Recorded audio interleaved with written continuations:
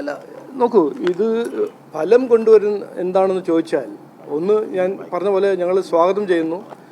ഈ സ്വാഗതം ചെയ്യുന്നത് ഒരു പാർട്ടി മാത്രമല്ല, ഈ വികസിത കേരളം എന്ന് ഞങ്ങൾ മുമ്പിൽ വെക്കുന്ന കാഴ്ചപ്പാടിന് കിട്ടുന്ന പിന്തുണ അങ്ങനെയാണ് കാണുന്നത്. ഇപ്പോൾ നാഷണൽ ഫാമേഴ്സ് പാർട്ടി അവർ വെച്ച വിഷൻ ഡോക്യുമെൻറ്റിൽ എന്താണ് പറഞ്ഞിരിക്കുന്നത്?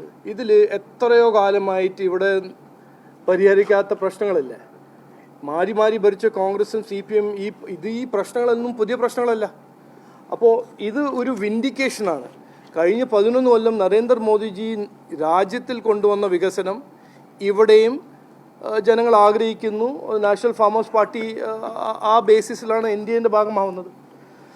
അവർ അമിത്ഷാജിനെ കണ്ടപ്പോൾ ഒരു മെമ്മറാൻഡം കൊടുത്തു. ഇത് ഞങ്ങൾ പഠിച്ചു, ഇതെല്ലാം പരിഹരിക്കാൻ BJP NDAക്ക് മാത്രമേ കഴിയുള്ളൂ. അതൊന്ന്. രണ്ടാമത്തെ നോക്ക്, ഇതിൽ ബിഗ് ബ്രദറോ വലിയേട്ടനോ ചെറിയേട്ടനോ ആരുമില്ല.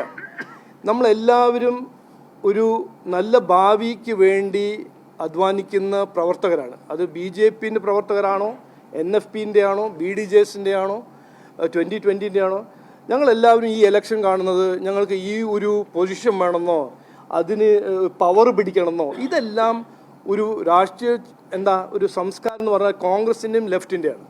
ഞങ്ങളുടെ ഒരുമിച്ച് ഞങ്ങൾ കാണുന്നത് എന്താ? ഈ നാടിനെ നന്നാക്കണം.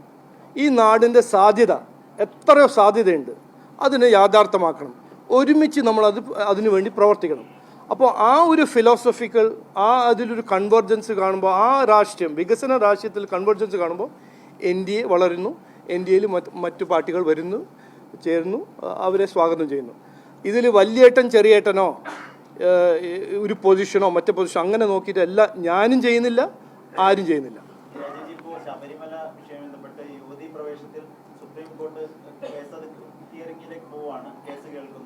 അല്ല, ഇതിനെക്കുറിച്ച് ചർച്ച ചെയ്തിട്ട് അതിൽ വരാം. എന്തോ നോക്കൂ, ഇതെല്ലാം നടക്കും, പേടിക്കണ്ട. ഇലക്ഷന് മുമ്പ് ഇതെല്ലാം ഞങ്ങൾ പൂർത്തിയാക്കും. ഇത് ആരാണ് ഈ സാധാരണ അങ്ങനെ ഏത് ഇലക്ഷനിൽ അങ്ങനെ നടന്നിട്ട്? ഇതൊന്നും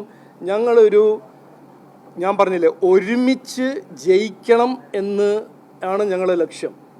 ഒരുമിച്ച് ഒരു സീറ്റ് ജയിക്കാനല്ല, 2 സീറ്റ് ജയിക്കാനല്ല. ഞങ്ങൾ ഇപ്പോൾ മുമ്പോട്ട് പോകുന്നത് ഭരണത്തിൽ മാറ്റം കൊണ്ടുവരാനും രാഷ്ട്രീയ സംസ്കാരത്തിൽ മാറ്റം കൊണ്ടുവരാനാണ് ഞങ്ങളുടെ ലക്ഷ്യം. അപ്പോൾ ഇതിൽ ആർക്കും സംശയം ഉണ്ടാകാൻ പാടില്ല. ഒരുമിച്ച് ഞങ്ങൾ തീരുമാനിക്കും. 140 സീറ്റിൽ കാൻഡിഡേറ്റ്സ് ഉണ്ടാവും, വിന്നബിൾ കാൻഡിഡേറ്റ്സ് ആയിരിക്കും. നമ്മളെല്ലാവരും ഒരുമിച്ച് ഇരുന്ന് അത് തീരുമാനിക്കും. അതിൽ പേടി